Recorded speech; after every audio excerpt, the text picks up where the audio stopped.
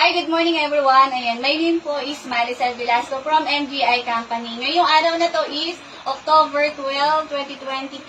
Nandito kami sa bahay ni Sir Bart. Ayan. Anong full name niyo, Sir? Bart Maling. Bart Manning. Ano po? Ayan. Isa po siya sa natulungan ng ating Ion Spec Medical Eyewear. Siya po dati ay bulag. Ayan, dahil po sa diabetic, 4 years po siyang bulag, pero ngayon po is nakakalakad na po siya ng normal. Yan, hindi na po siya talaga bulag ngayon. Malinaw na po yung kanyang paningin. Alamin po natin yung nangyari sa kanya dati, ha? Kasi dati talaga hindi siya nakakalakad ng maayos. Ayan.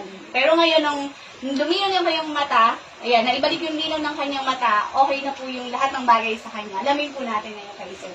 So, yung pinagamit ka namin ng salamin, di ba sa isang presentation yun, ano po yung nangyari nung unang paggamit sa inyo ng salamin? Yung unang paggamit kasi, nung pinahiram ako ni Ate Milet, si Ate Milet ang nag-invite sa akin para nung salamin. Sabi ko, unang-una, wala namang mawawala sa akin kasi wala na nga siyang makita. So, technically, no pun intended, pero wala talaga sa... Hindi, dahil walang makita, so pwede ko suotin. So, during napag-aantay ng habang nagle-lecture si Pastor noong time na yon, sabi ko, after kung makakita, tinanong ako ni Ate Milet ko ano daw naramdaman ko. Sabi ko, wala namang iba kasi syempre, madilim, nagpa-PowerPoint presentation. Nung pagbukas ng ilaw, hindi ko na ma-explain. Ako, napahawak na ako kay Ate Milet. Umiyak na ako. Iyak-tawa ako doon sa lugar. Sabi ko kasi hindi ko siya ma-explain.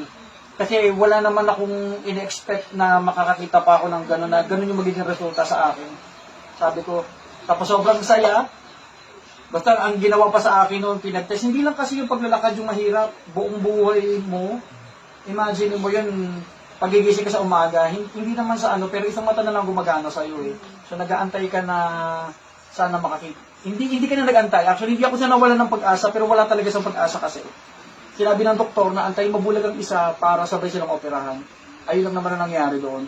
So, habang isang mata, ako ay gumagawa po ako ng costume nang nakapikit ang isang mata ko kasi hindi ko kayang pagsabayin gumawa ng costume ng magkasabay sila.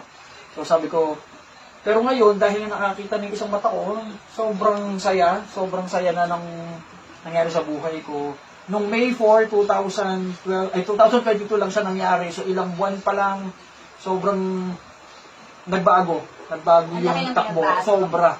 Sa 5 buwan, ang laki-laki ng 5 months na po kayo gumamit ng salamin na Ion Spec. Pero nung nandun kayo sa presentation, 1.5 hour, nakakita na talaga yung 1.5 hour lang nakakita siya agad. Oo.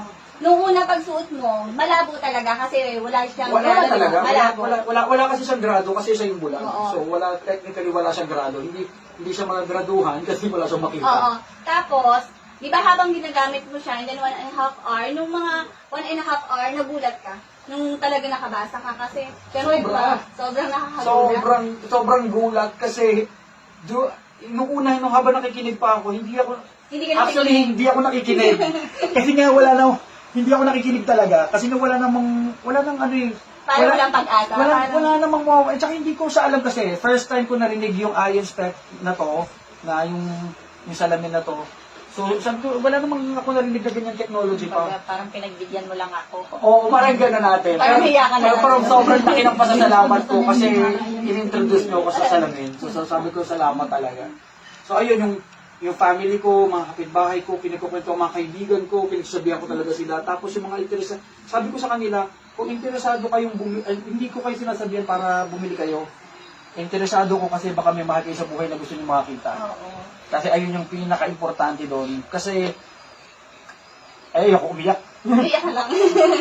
Hindi kasi, ito din yung sinare ko dati, sabi ko sa kanila, kapag may tao nagmamalasakit sa'yo, kailangan mo maramdaman yun. Kasi pag naramdaman mong mahal ka, doon lalaki yung pangunawa mo sa mundo.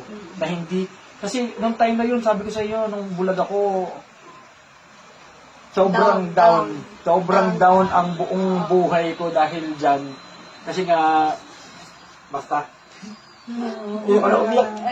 Puro naiyak ako. Naalala ko na naman. Kasi yung hirap na dinaanan mo.